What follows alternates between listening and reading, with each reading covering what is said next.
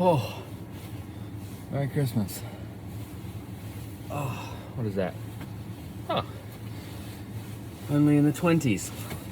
Positively balmy. I'm not sure what I wanted to talk about today. We might talk business for a bit. You know, one of the things I think it's funny. You've got these like finance adjacent people, the all-in podcast type people who have a pretty good handle on what's going on and say things. But I think like the average like tech employee doesn't have a very good handle on what everything means, and also just, you know, the sort of what's the word, like the temporal nature of things, like how quickly some things could pass and how long and protracted some things, other things might really be around for, you know. And one good barometer on this stuff is like, I'm really just dancing around the fact here that like how protracted or not people thought that inflation was going to be when it started to rear its head is a good indicator, I think, of how correctly dialed somebody's sense of how temporal various events might be. You know, like if you got told that inflation was going to be transitory, you know, that's an important indicator of the person who's saying that's sense for how events play out over longer periods of time. Anyway, so like one of the things I think sort of the spirit of the times, like the average tech person has trouble to get to grasp is like is around the value of companies and the value of their company and their equity and that sort of thing. You know, I think one of the unfortunate parts of this is that you really, in your mind, the value of your company is kind of fixed as a private company, and this is a good thing because too much of a fixation daily with the value of your equity is exactly counterproductive to doing what it takes to build a valuable company in most cases. You don't want to be thinking about that. You just want to be building a good company. And the reason why is very related to this whole point. But so what happens, a lot of folks kind of think the value of their company is whatever the last fundraising event was. And then that means that they're sort of looking forward to the next fundraising event, because if it's a good one, which nobody's is going to be for the next, you know, period of time, obviously I believe that's going to be a while, then you feel like, oh, now there's a new high watermark, now my equity is finally worth more. But the reality is that every single day, and obviously reality is chaotic, right? So instead of a straight line, it's this sort of scatterplot shotgun pellet kind of looking spread with a slight trend to it. But every day between the last fundraising event and this one, you are adding a little bit of value to the company. And whether that's closing a new deal, whether that's making a customer feel better so they don't churn, whether that's shipping some new feature, maybe it's putting a new, like placing a great media story, whatever it is, every single day you are adding a little bit of that to the value of the company. And then you get this fundraising mark that kind of like encapsulates the sense of achievement that everyone's got together, and everyone like has a really great sort of spiritual feeling, you know, uplifting moment where it's like, now you've made it, you know. And I think as a sort of human psychology of it, that model just works so much better than being rewarded every single day for all the little things. And I know people are different, you know. Some people like to turn in daily homeworks and build up a grade and all that stuff. But for me, you know, the British schooling system is much more rewarding to me. You know, you get no grades until the end of the year, and then bam, there's your exam. That's your whole grade for the year. And you know, it's like you can kind of really just put in the work, and then you just have to, then you deliver, and then you get the reward is so much bigger, right? And I know for a lot of people, like the sense of failure is bigger too if you fail. But like if you fail bit by bit, you still fail. And I like doing a lot of work and getting a big reward. And I think you can sometimes get the best results when you motivate people in that same way. So yeah, like the average person in the kind of employee thinks of the value of the equity as static and not always kind of being added to.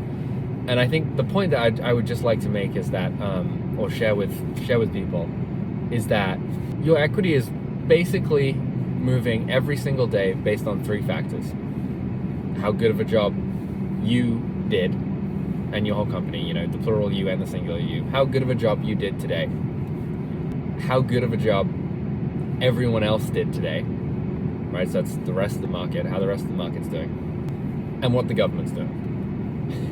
And those three things every day move the value of your company.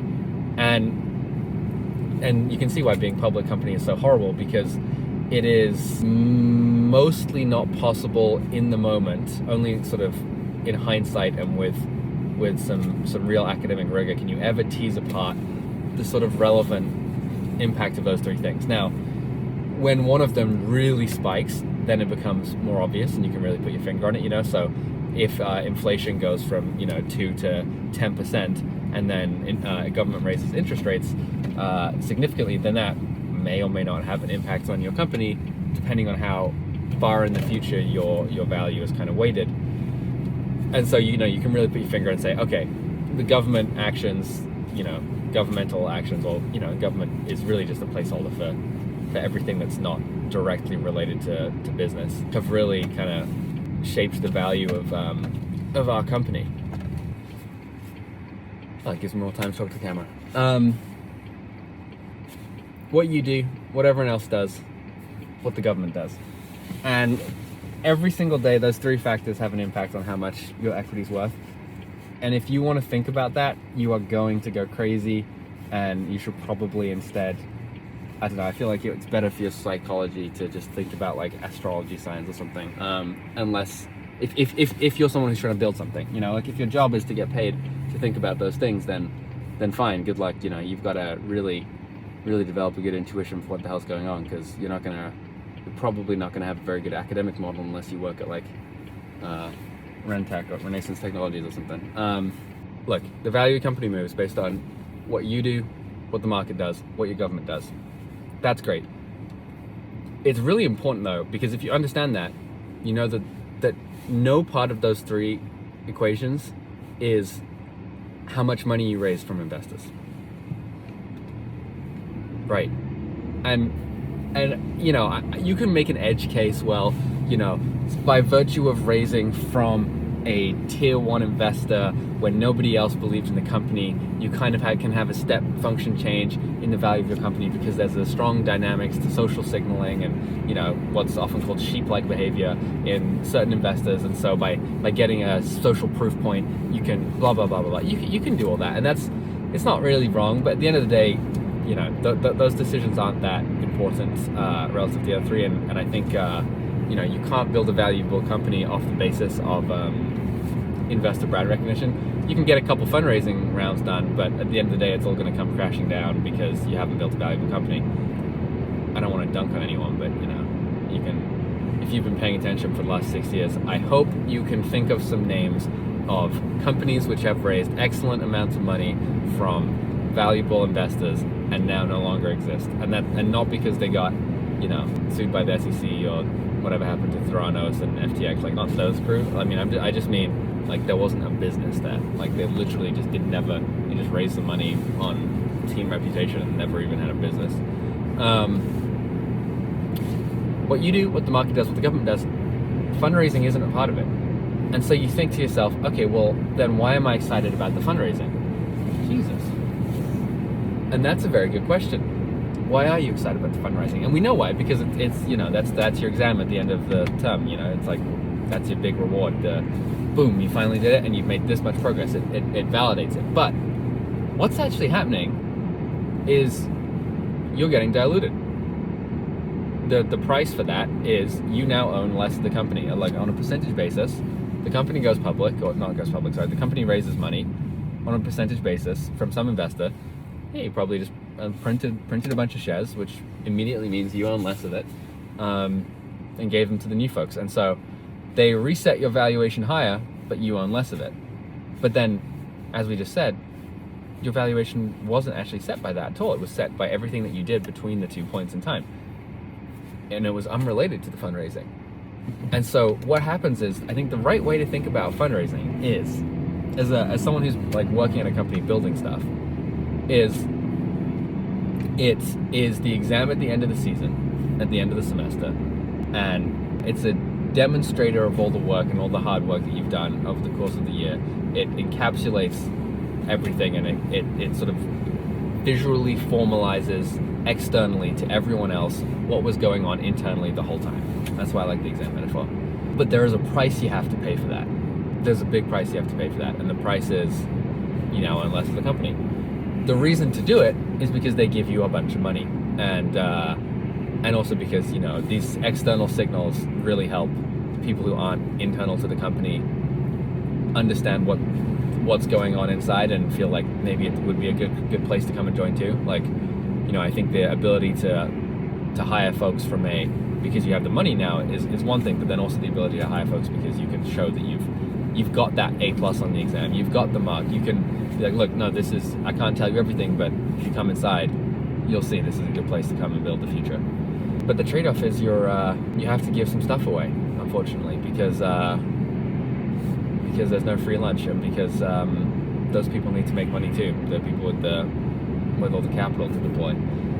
And so, you know, I'm kind of going through all this because when you're in the kind of times that we're in the market that we're in, well, up until the start of this year, we were in a certain kind of market where people were always planning on there being another round, right? And so people just assumed when the money was free, the ZERP, that I hate saying ZERP because I never said it before. It became a meme on the podcast.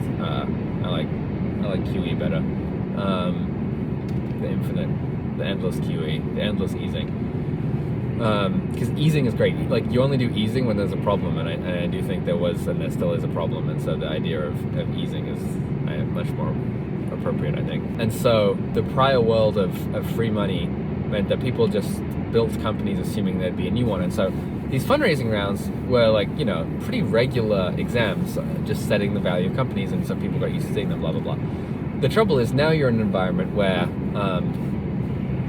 to the nearest percentage point, you know, rounding inflation is like, you know, 10%. Interest rates are not 10%, which means it's kind of spicy on its own to think about. But the value of future cash flows is much less than it used to be, which means the only companies that are worth money right now, are companies that make money now. Make money now, you're worth money now. So when people talk about tech, they talk about tech. But some tech companies do make money now. Think about Apples of the world, and they can afford to return that money to investors, and they can afford to repurchase shares, and that money that they make now is what makes them still valuable today. A lot of tech companies are growth stocks. You know, it's about the future, and if money in the future is not worth very much, then your company is not worth very much. And this is where we come back to the temporal point around trying to think about how long these trends might persist for and be around for, and when this reality may change, and when future cash flows may become valuable again or not. The way that this change interacts and intersects with the fundraising environment is very important, because if your company isn't worth anything anymore because of what the government did, right? We had these three things. And what, you know, this is not a political argument. I just mean like what the government did being external macro factors. If because of what the government did, your company isn't worth anything anymore, then that next fundraising event, the next exam, the exam at the end of the semester, which doesn't actually make your company more valuable, it doesn't add any value to your company. All it does is put a high watermark in the sand at the end of the semester, is going to be lower. And what happens when you do fundraising? You have to give some portion of your company away, so you own less of it. And so if you have to do a fundraise in this environment, you are going to be making yourself less well off individually by owning a smaller percentage of the company. In an exam that is basically D-centered, right? So like the median grade is a D and nobody's getting above a B minus. And so you're going to own less of something that just shrunk. It's like the double whammy, right? When times are good, you know, maybe you own less of something, but the pie's getting bigger, right? It's the famous Rich or King essay that I read 15 years ago. But when times are bad, you own less of something, and the pie shrunk. And so, you know, you as an employee, that sucks. You as a founder, as an executive, as someone who owns, you know, more than even just a percentage point of these things, you don't want to have to go through that, because you know that one, what the like so when I say 1, 2, and 3, right? One, the value of the company that you add, the things you do every day, is still chugging on. Like, you're still building a good company. You know that two, how everyone else is doing is going to be absolute dog water. I mean, it's going to be bad. It's probably not going to be good. And so if you can get you want to be able to stretch the gap between these two things. You want to be able to be the company that's top of class while everyone else gets crushed. And then, you know, hopefully when things change again and shift and the winds change, you'll be emerge at the head of the pack. And you want to be able to survive while winter is coming, while times are tough and things beyond your control are ruining your destiny. And so if you're gonna have to take one of these fundraising events, there's literally no reason to do it other than I really need the cash. Lowering the external value of your company, so it's not going to be helpful for attracting people to come work for you, which was the things that we were talking about. And if you've already raised some money before, when times were good, then you've already got presumably some good sort of social proof from good investors already. So you don't need more. The only thing you need is the money. And to be in a position where the only thing you need is the money, but the price for getting it is that everything else is sort of, I don't know, I like the word reified, but like made real. Everything else is formalized as being worse, even if, number one, you've been building all day, every day for the last 18 months, you're still kicking, you're still pushing, you're still making the company more valuable. That is just a terrible, terrible place to be. It just feels really, really bad, and you don't want to have to be there. So when you think about sort of like, when's our next fundraise, I think you want to be in a position to say when we want it to be. And you always want to be in that position, and you can't always afford to be. And one of the reasons you can't afford to be is because other companies are competing for talent. And, you know, if you don't have any exam results, then how does anyone really know that you are as smart as you say you are? And so, unfortunately, the nature of the game is that for most companies, you need to play the game. You need to take your exams every semester, and you know, you got to get that degree or get the PhD or whatever it is. But this environment is not that environment, and a lot of folks who aren't super plugged in won't recognize the shift here. The shift being, you know, anyone who has to raise money right now is in a very bad spot, because they went through all this thought exercise. They ran the numbers and they were like, no, you know what? All of these painful trade-offs make a ton of sense. We're just going to do it. We're going to take the decentered exam because we need the money. And that says some things about the underlying nature of the business, about what's going on, about the health of the business, and none of those things are good. And so you're in this kind of interesting market where everything that you read and see publicly is a very limited subset of what's actually happening. It's actually kind of an interesting inverse of the usual tech market, where sort of usually in tech, you only hear the good stories. You know, the good stories, or like the front page Wall Street Journal, you know, Theranos type stories. Because people publicize good news, and so you read all these good news stories. And if you're like a founder or an early stage company employee and things are going tough for you, it can be that like disconnect can be, you know, it can be like tough psychologically. Like, you know, you just read about how great everyone else is doing, and you haven't figured out product market fit yet. These days, right now, everyone you read about, you're reading about because they didn't have a choice. And whether or not you actually read their names, even if you just see like the sort of aggregate statistics, you know, like there was a slide from, I think, 2 weeks ago on the All In podcast that was like valuation or multiples of private fundraising rounds now versus last year, and how terrible it was. Which is true, because the third factor, that there's like you're in a decentered environment. But anyone who has to go to market now, in addition to doing so in a decentered market, because the underlying conditions are so unfavorable, they're doing it because they have to. And so like the subset of companies that are going to go to market and try and fundraise, it is definitely not apples to apples, right?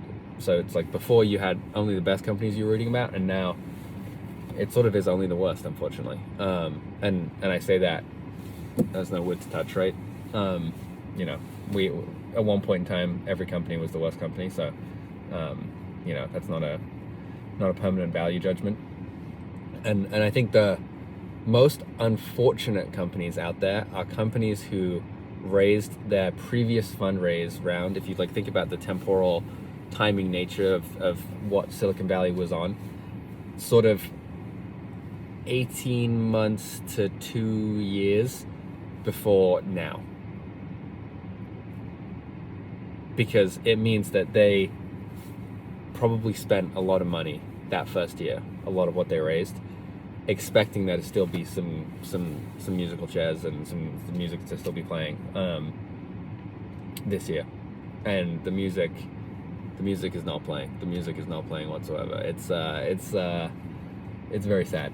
It's only sad music. It's like a tiny violin, and I think those companies are companies who they probably did a good job, good enough in a previous environment at least. But everyone else is now in a tight spot, and the external factors are completely screwing them. And so, you look at a company like that, and you've got to be pretty depressed to realize how much of your own destiny can be outside your control sometimes. And I do feel for those companies a lot. And obviously I have some friends in that boat. So yeah, anyway, I wanted to talk business because it's Christmas Eve, and it's nice to think about the big picture a little bit when you can step away from the work of building a company a bit, or helping people build a company. But I was thinking on my dog walk in 22 degrees Fahrenheit weather, I was thinking how to explain to folks that who might be asking when's the next fundraise, that there is no time-based answer to that question that's serious, and any answer we give is somewhat tragic in some sense. We should sit an exam at some point in the future, and all these factors are still true, but the fact that we have to do that, and the fact that we're in an environment where you have to kind of think when's the next fundraise is deeply unfortunate, and the whole goal is to do such a good job with one that we can weather 2 and 3 for a long enough period that when we come back to the market, everyone will take a bit of dilution. That's the way it always goes, but we've done such a good job building the company that it's fine, and everyone still feels good. And I can't say that who knows how long things will be. You hope that you don't have to ever do a down round, and you hope that you can just do an up round, and so that's why you want to do such a good job with one. But even if that doesn't materialize, because you've got 15% inflation or something silly, at least that the numbers are as good as they could be, and you're at the top of the peer group, and so it makes still makes everyone feel good. At the end of the day, if you have to get a B-, you have to get a B- because of the curve and because of the grading. But if you got the highest grade in the class and they still gave you a B-, I don't know if you can be proud of that. Some people probably never could be, but I'll take it. And obviously, I'm really speaking from experience here at MIT. Actually, no, I'm not speaking for any experience. I never ever once got the highest grade on any test at MIT, but I definitely experienced getting not A's on many tests that were C-centered. I don't know if there were ever a D-centered class I took. Maybe one. So yeah. Anyway, what you do, what the market does, what the government does. Nothing about fundraising. Nothing at all. Fundraising is just a cost. Actually, it's the exam. It has a pain to it, and the whole goal is to do as good a job with the first one as you can, such that you can go as long as you can, be as in control of your own destiny as it's possible to be. Yeah, all right, that's the 30-minute mark, and I gotta go grab something from the store here. But thank you for listening to my little Christmas Eve rambling. Have a good holidays.